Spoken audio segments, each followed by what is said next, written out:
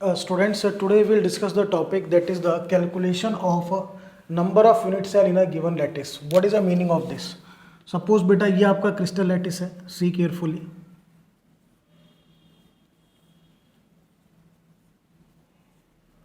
And you know that this lattice is made up of small repeating units which are said to be the unit cells. ये आपके unit cell और बेटा ये आपका lattice.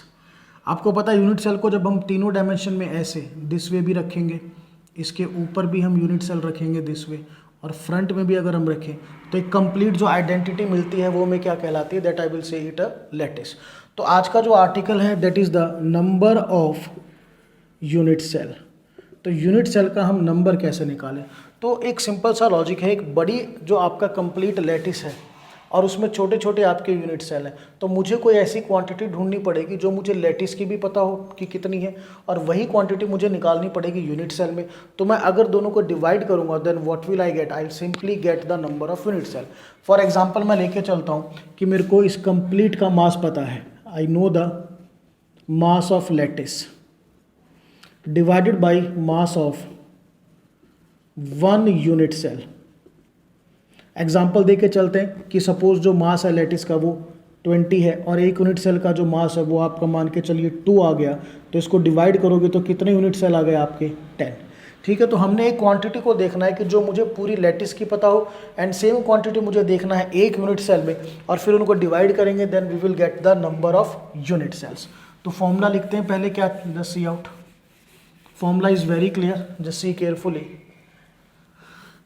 Number of unit cells. तो first formula is mass of lattice divided by mass of unit cell. कुछ इसी तरह का काम हम एटम से भी कर सकते हैं. Clear to all of is same we can do with the atoms also. Total atoms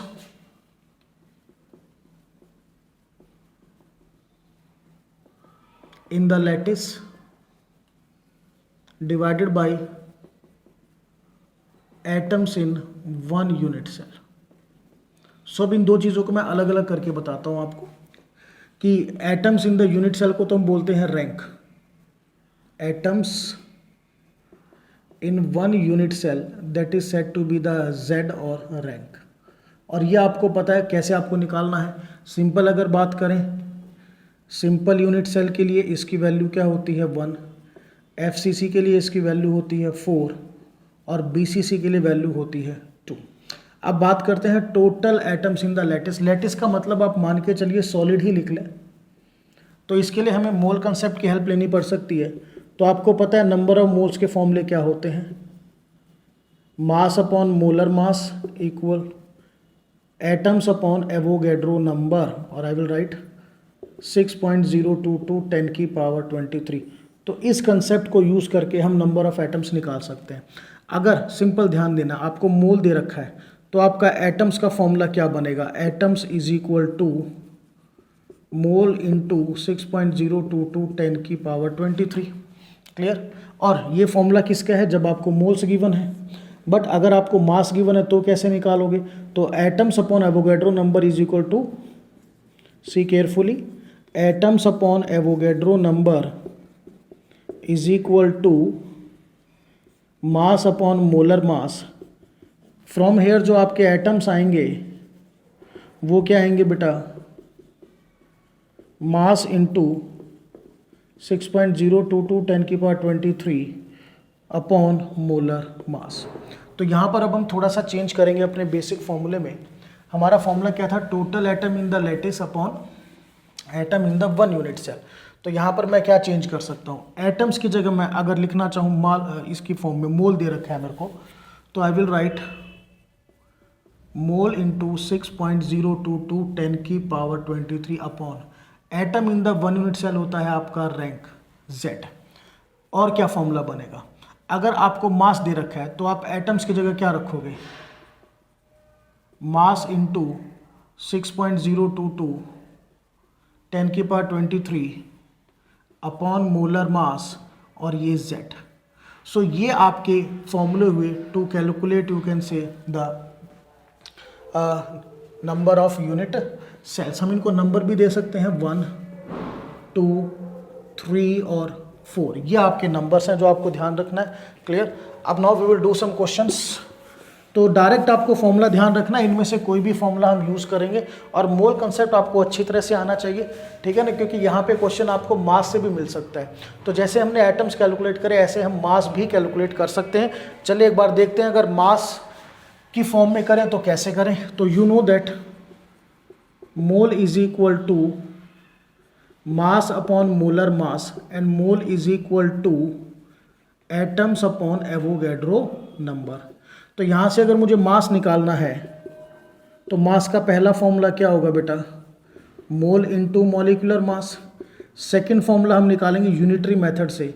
यहाँ से मास का फॉर्मूला क्या आएगा, देखिए सेकंड वे में हमें क्या करना है, we will put mass upon molar mass equal to atoms upon Avogadro number. तो यहाँ से मास क्या आएगा, mass is equal to atoms into molar mass upon Avogadro number. तो आपने अभी क्या किया था, आपने एटम्स की जगह ये पुट किया, अब आप मास की जगह भी पुट कर सकते हो। So what will you get, हमारे पास दो फॉर्मूले और आएंगे।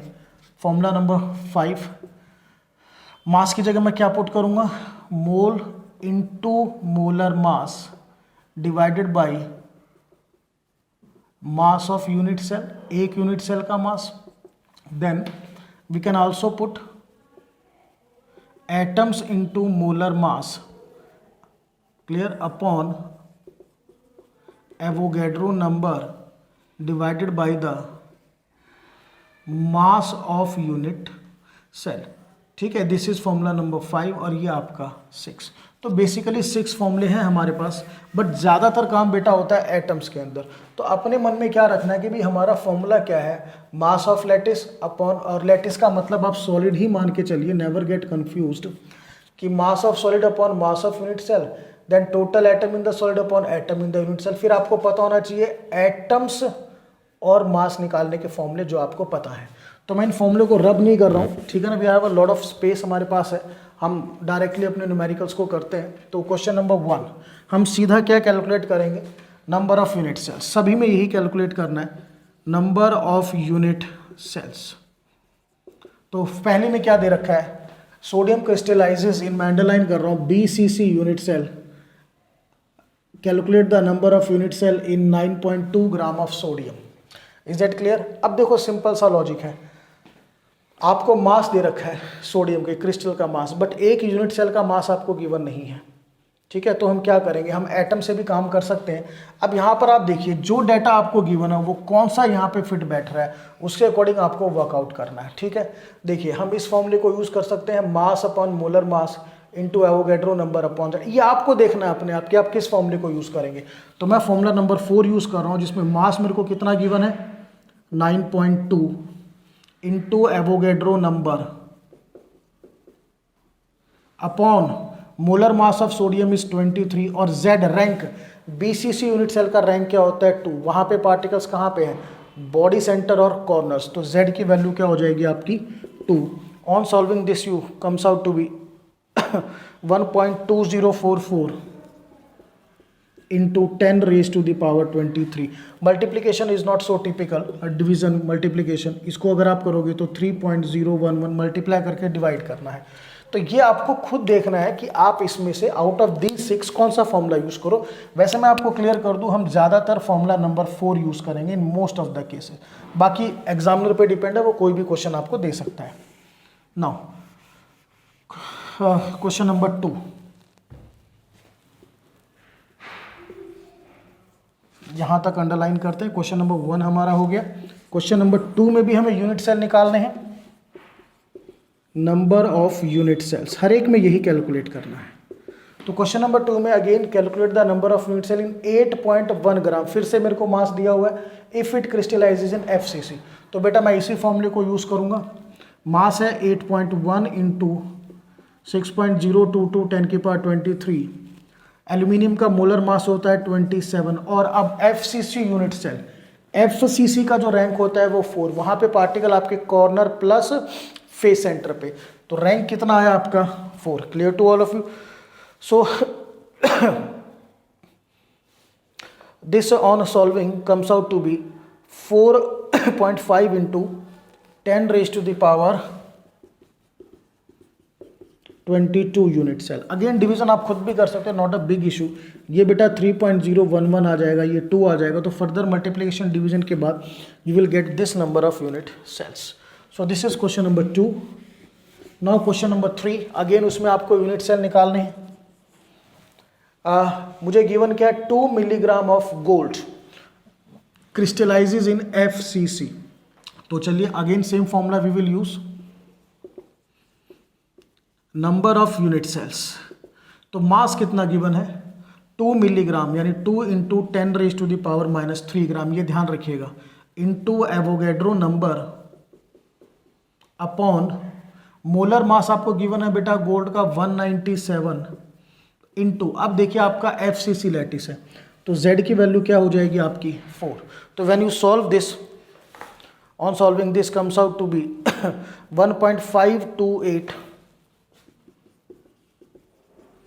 into 10 raised to the power 18 unit cells. This can be like that, 2 से आपका 2 कैंसिल हो गया, ये 3.011, सिर्फ ये डिवीजन आपको करना है। So this is regarding question number 3।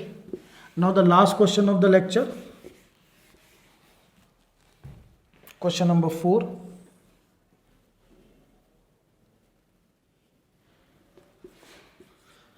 Again tungsten crystallizes in BCC unit cell है, नंबर ऑफ एटम्स निकालने हैं, मास गिवन है 1.5, तो सेम फॉर्मूला नंबर 4 यूज करेंगे हम, number of unit cells is equal to, now mass given to you is 1.5 into 6.022 10 की power 23 upon molar mass of tungsten is बेटा 184, और आपका BCC यूनिट सेल में जो रैंक आएगा वो आएगा आपका 2। Clear to all of you.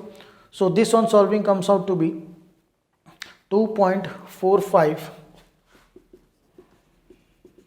into 10 raised to the power 21 unit cells। तो स्टूडेंट ये खुद ध्यान रखना आप किस फॉर्मूले को यूज़ करोगे। Got the clear. आप इनमें से किसी भी फॉर्मूले को यूज़ कर सकते हो, बट ये ध्यान रखना है कि आपको डाटा क्या गिवन है, ठीक है ना। बट फिर भी मैं कहूँगा in most of the cases 98% cases में हम फॉर्मूला नंबर 4 यूज़ करते हैं। बाकी डिपेंड्स, आप किसी से भी निकालो, ये देख लेना कि what data is given to, वो किस फॉर्मूले में आपका सेट होता है। तो लास्ट में मैं सबसे इंपॉर्टेंट फॉर्मूला आपको रिकॉल कराता हूँ, जिससे हम फाइंड आउट करेंगे number of unit cell, mass into Avogadro number upon molar mass into Z। Z is the rank of the unit cell, that is a number of particle present in 1 unit cell. Clear? So this is all about the topic, how can we calculate the number of unit cell in the given lattice. That's all.